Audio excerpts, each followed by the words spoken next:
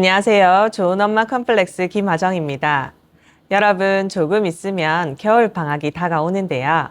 저는 겨울방학이 다가오기 전에 아이들과 함께하는 활동이 두 가지 있거든요. 첫 번째는요, 복습이에요. 두 번째는요, 독서예요. 그래서 가장 중요한 것은 현 학기를 잘 보냈는지 점검을 하는 것이 가장 중요한데요. 그래서 수학부터 국어, 사회, 과학, 특히 저는 수학을 잘 따라가고 있는지 아이들을 한 번 더 확인을 하는데요. 그 중에서 곱셈 단원과 나눗셈, 분수 단원을 눈여겨보고 잘 되지 않는 경우에는 아이들과 다시 한 번 더 복습을 하곤 합니다. 그래서 이번 주부터 복습을 할 생각이에요.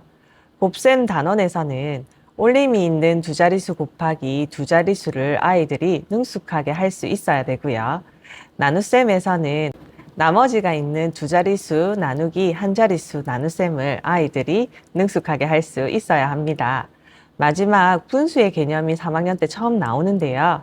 이 분수의 개념을 정확하게 알고 가지 못하면요.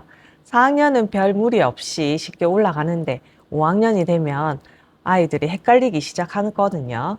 그래서 1보다 작은 수인 분수와 소수의 개념을 정확하게 아이들이 알고 있는지 한 번 더 확인을 해 보셔야 합니다.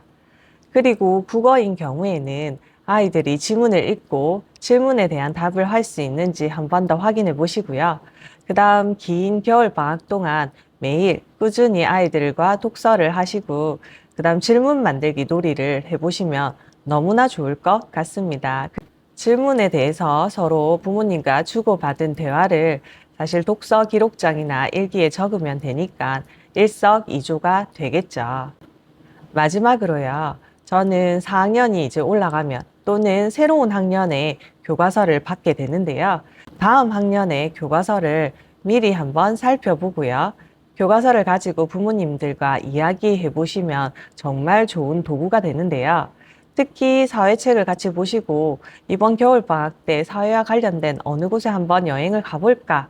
라고 아이와 이야기해 보는 경험이 또는 사회를 더욱더 친숙하게 만들게 되고요. 과학인 경우에는 요즘 유튜브에 과학 실험이나 과학에 대한 이야기들이 많이 나와 있거든요.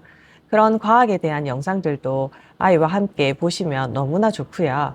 특히 과학에 관련된 책을 읽어보는 것이 아이가 일상생활에서 사용하지 않는 과학 언어들을 친숙하게 하는 지름길이거든요.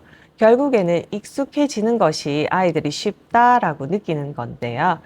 익숙해지기 위해서는 반복을 해야 되겠죠. 그래서 일상에서 즐겁게 재미있게 찾아보고 이야기 나누고 여행도 가시고 영상도 같이 찾아보시고 책도 같이 읽고 질문 나누어 보시고 아이가 잘 알고 있는 것과 모르는 것도 스스로 찾아 해결해 볼 수 있는 시간을 가졌으면 좋겠습니다. 길면 길고 짧으면 짧은 겨울방학인데요. 알찬 겨울방학 되셨으면 좋겠습니다. 감사합니다.